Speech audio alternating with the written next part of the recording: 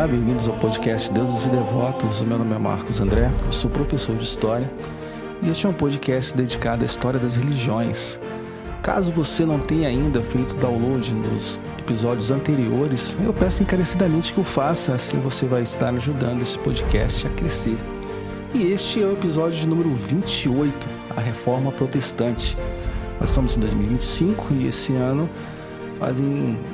mais precisamente outubro, são 31 de outubro, é uma data que marca, 508 anos de Reforma Protestante.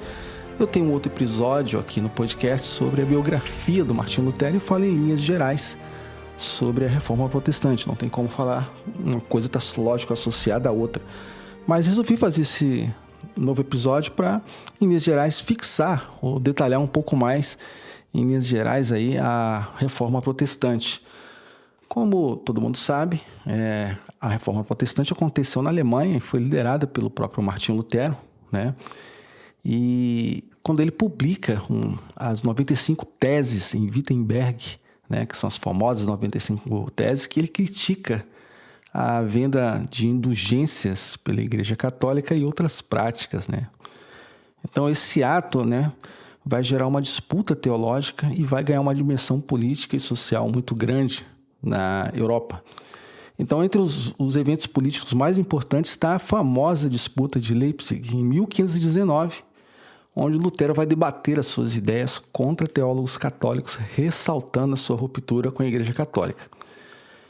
Veja bem, Lutero colocou as teses, dizem que ele fixou, mas há uma contradição aí entre alguns historiadores, não tem fontes fidedignas e reais que provem que ele fixou essas 95 teses na frente da igreja. Tem, inclusive, imagens que ficaram para a história dessa forma.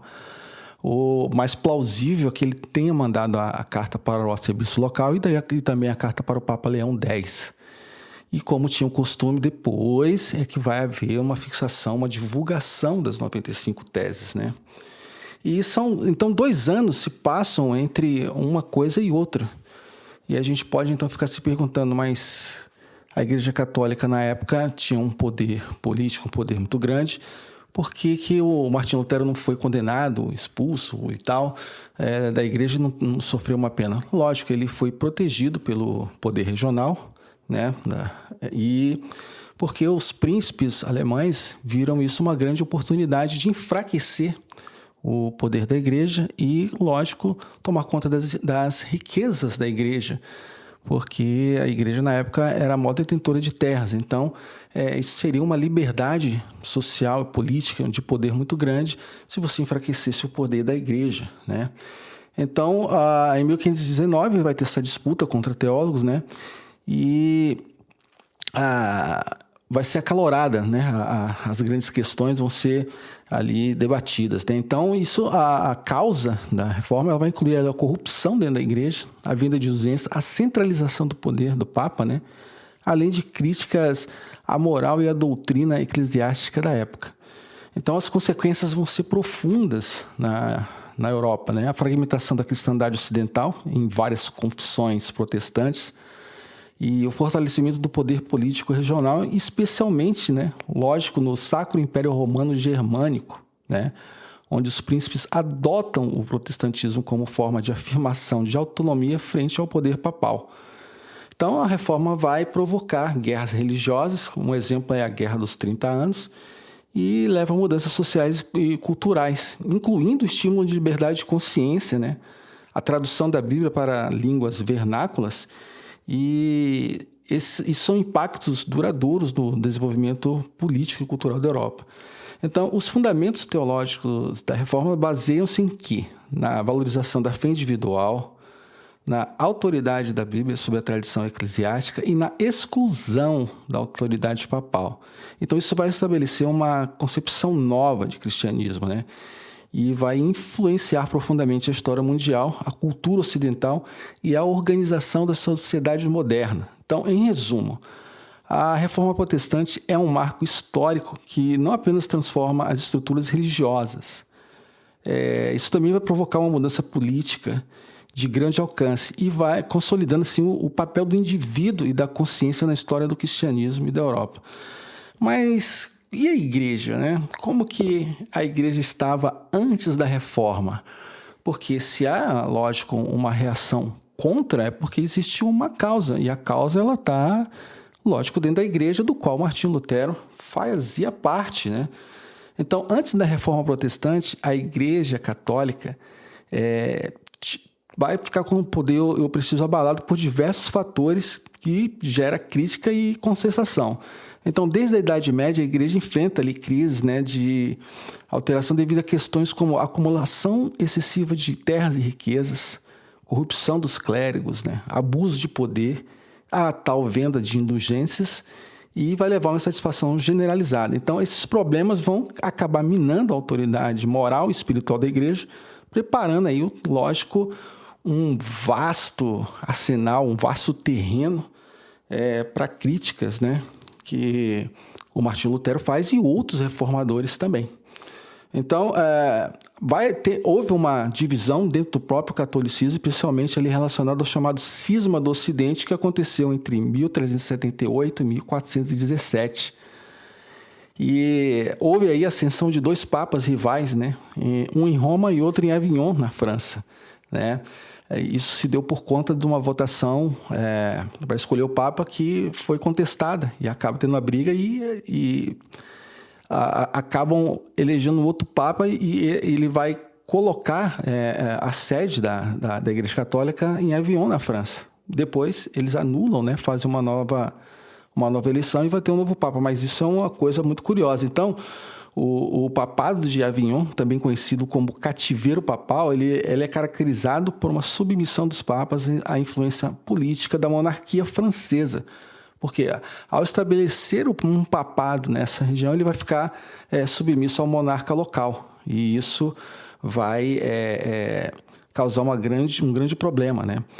Vai deslimitizar, né, perante a muitos a independência da igreja e da sua autoridade da própria igreja. Então, essa rivalidade cria um ambiente de fragmentação dentro do catolicismo e isso vai perdurar até o Concílio de Constância. E suas consequências vão influenciar, né, a percepção da igreja até a época da Reforma. Então, essa crise, né, de prestígio e poder da igreja, agravada aí pela divisão papal nesse período, é um dos elementos que levam à Reforma Protestante. Então, ao enfraquecer a autoridade central da igreja, né, isso aí vai gerar um clima, né, todo um clima propício para questionamento e reformas profundas, né? Bom, é um evento político, sem dúvida, né? Não é só um evento teológico, é um evento que vai mudar a sociedade como um todo. Então, as principais disputas políticas pré-reforma na Alemanha estavam relacionadas à fragmentação do poder do Sacro Império Romano Germânico. Então, com a influência, né, fragmentada de príncipes nobres e da igreja. Então, um dos pontos críticos era a crescente insatisfação com o domínio político e econômico que a Igreja Católica exercia, que incluía práticas como essa tal venda de indulgências e gerava resistência a tanto setores religiosos quanto políticos. Então, vai haver aí um conflito entre o poder central, né, do imperador, e dos príncipes regionais, que esses príncipes vão buscar maior autonomia política e controle sobre seus territórios, né? E muitas vezes está influenciada ali pela própria oposição ao movimento reformista de Lutero. Então, além disso, a disputa entre as autoridades seculares e religiosas sobre a autoridade para governar, aspectos sociais e espirituais, cria um ambiente propício para conflito político. Então, essas disputas vão ser marcadas por esses debates teológicos, né, que vão refletir em conflitos políticos, né, como no caso a disputa de Leipzig, onde Lutero defende sua ideia diante de opositores católicos, né. Isso vai ampliar ainda mais a cisão, né, entre a sociedade na época. Então, alguns príncipes vão fazer algumas reformas políticas influenciadas pelas ideias de Lutero, né? Então, alguns príncipes, né, vão implementar algumas reformas legais, né, e muda profundamente essa organização social e religiosa desses pequenos territórios. Então, essas reformas são principalmente voltadas para a autonomia religiosa e sobre o controle eclesiástico, retirando da igreja o poder sobre suas regiões. Então, o que vai acontecer? O que a gente pode destacar, né? Submissão das igrejas locais à autoridade do governante secular e não mais a igreja. Abolição de cobrança de impostos e taxas em favor do Papa e da igreja, promovendo o fortalecimento econômico regional. Então, há uma nova distribuição econômica, uma nova distribuição de renda, né? Os impostos não vão todos para a igreja, eles ficam locais. Então, vai gerar um dinheiro, vai melhorar a economia local. Então, qual político, né? Qual príncipe que não ia querer adotar? Muitos não quiseram por questão de fé, mas a maioria vai ficar do lado do Lutero e, lógico, vai proteger o Lutero de qualquer ameaça externa, né? Então, vai ter o estabelecimento do casamento clerical, não corta aí o celibato, né? E a permissão para que esses líderes religiosos pudessem se casar. Então, acaba com aquele celibato da Igreja Católica.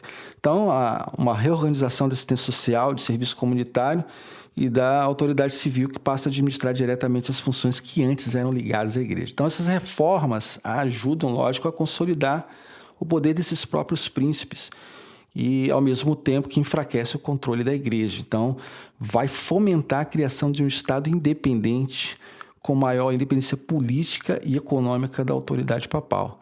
Então, a influência do Lutero, ela não é apenas religiosa, ela também é um motor de transformação política que vai acontecer ali na Alemanha do século XVI.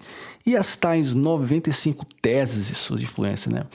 As 95 teses de Lutero, como eu falei, foram publicadas, né, em 31 de outubro de 1517. Há uma controvérsia histórica e de fontes que não confirmam que ele pregou isso na porta da igreja. Ele teria mandado uma correspondência para o arcebispo e para o Papa. Então, Lutero vai questionar ali o poder absoluto da igreja, né, na vida espiritual das pessoas, e ele vai afirmar que a Bíblia, e não o Papa, deveria ser a autoridade máxima. Então, isso mina a autoridade papal, né, e vai abrir caminho para a autonomia de igrejas locais e dos governantes seculares.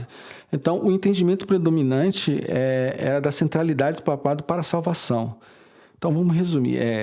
Na máxima que se diz extra ecclesia nulla salus, fora da igreja não há salvação. Então, as teses de Lutero vão romper com essa ideia. Então, vão desafiar diretamente o poder da igreja sobre essa esfera religiosa e, consequentemente, política. Então, como resultado, os poderes seculares na Alemanha e em outras partes da Europa passaram a ter maior controle sobre questões religiosas em seus territórios, o que contribui, lógico, para o surgimento dos estados nacionais.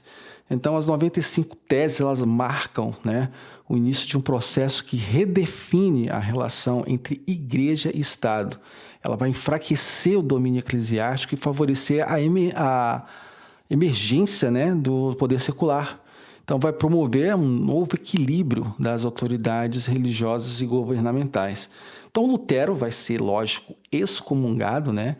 Isso vai ocorrer em 1521 pelo Papa Leão X, né? E vai ter um impacto, lógico, significativo nas alianças da época. Ou seja, uma parte vai ficar do lado da igreja, né? Vai afirmar que o Papa tem essa autoridade, e outra parte vai ficar do lado do Lutero.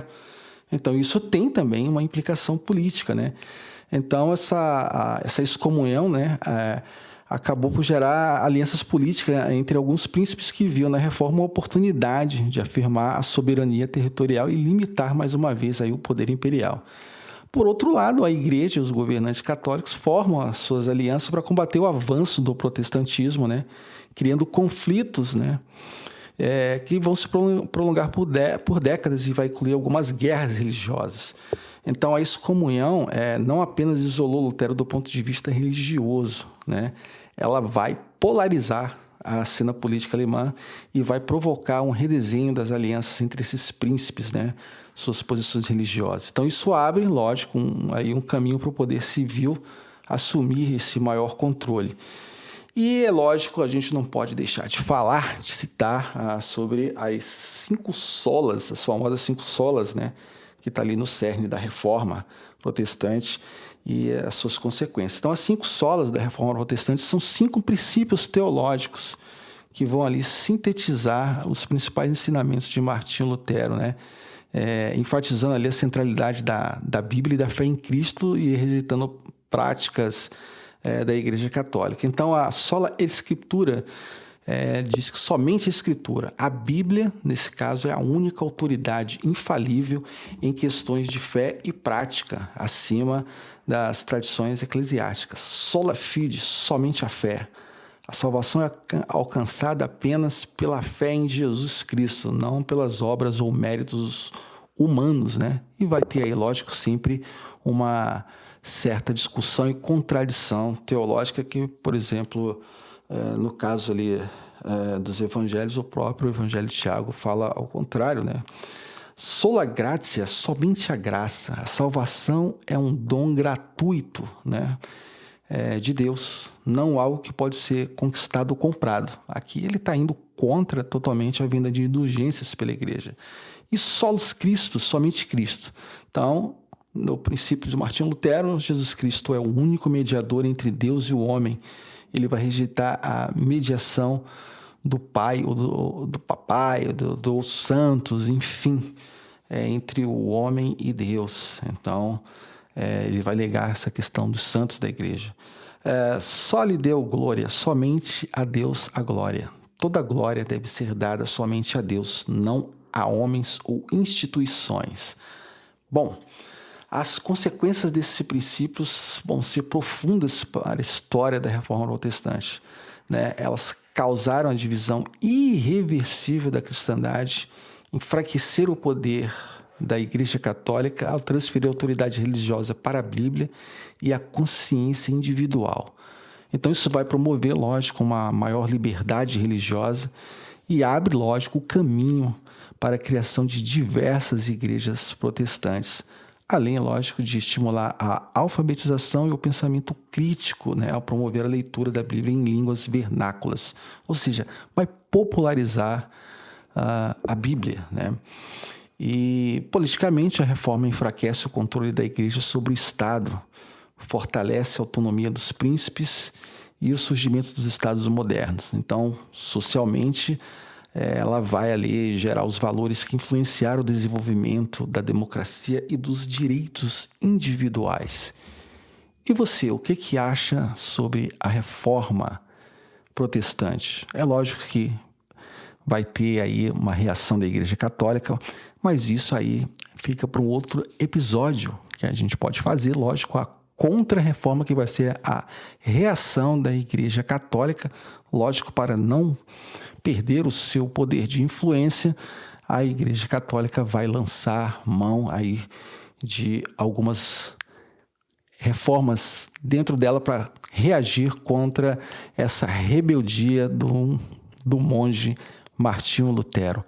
Eu espero que você tenha gostado, tenha entendido um pouco mais sobre reforma religiosa e, como sempre, até o próximo episódio.